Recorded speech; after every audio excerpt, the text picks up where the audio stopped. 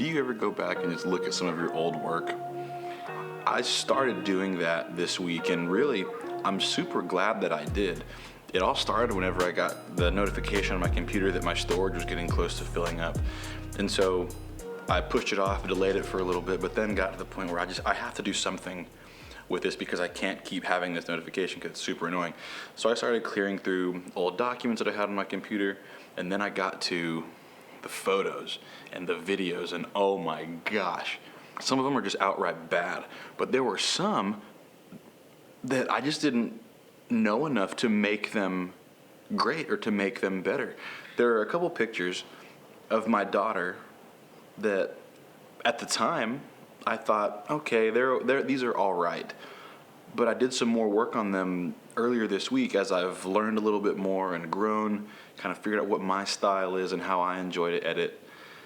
It was so much fun, and it was amazing because what it did, it made me kind of take a step back and think about the progress that I've made in just a short while. It's refreshing and encouraging, and so I don't know when the last time you looked at some of your old work was, whether it's an article that you wrote or a photo or video, whatever it is that you've done. But I would encourage you, go back and look at some of your old work, engage with some of your old work, because now that you've learned a little bit more, you've grown a little bit more in this thing that you love, I bet you'll look and you'll see it in a different way and you'll know how to make it better.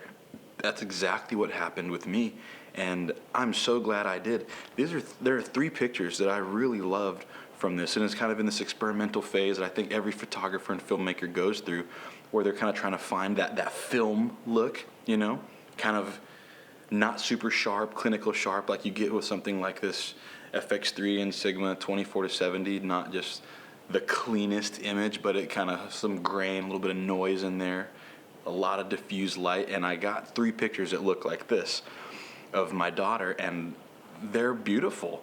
I love them.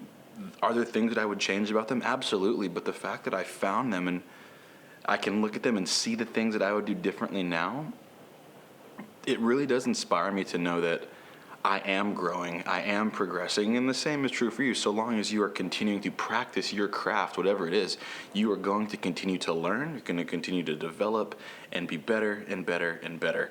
One of the hardest things is the comparison game. We look at other people's social media, we look at other people's videos that they're putting out, we look at the photos that they're putting out, and we think, oh my gosh, why can't I be that good, or why can't I be that person? The problem is, I know this a lot for beginners as well. This is definitely true for me when I was first starting out. I was looking at people who are professionals, getting paid to travel, getting paid to take pictures, getting paid to make videos, getting paid to make art that I would love to make, but I was comparing me at the beginning to them kind of at this intermediate professional level of their career, and that's not a good comparison, because of course the professional is going to be better than the beginner.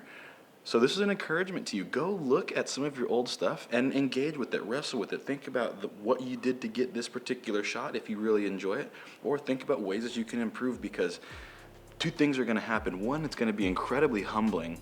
You're going to see, oh my gosh, I started like this and it looks like I was shooting on like a toaster oven. It looks awful. The image quality is terrible. The audio is all over the place. And then you're going to look at your photos and think, oh my gosh, what was I thinking? The composition is crazy. The colors don't make sense. There's in that really crazy one where everyone's just kind of jacking the clarity all the way up. You've learned. And you've grown. I don't know if anyone's told you that recently, but you have learned and you have grown in this thing that you love, in this craft that you love, whether it's photo, whether it's video, whether it's writing, whether it's welding, whatever it is, you have learned and you've gotten better.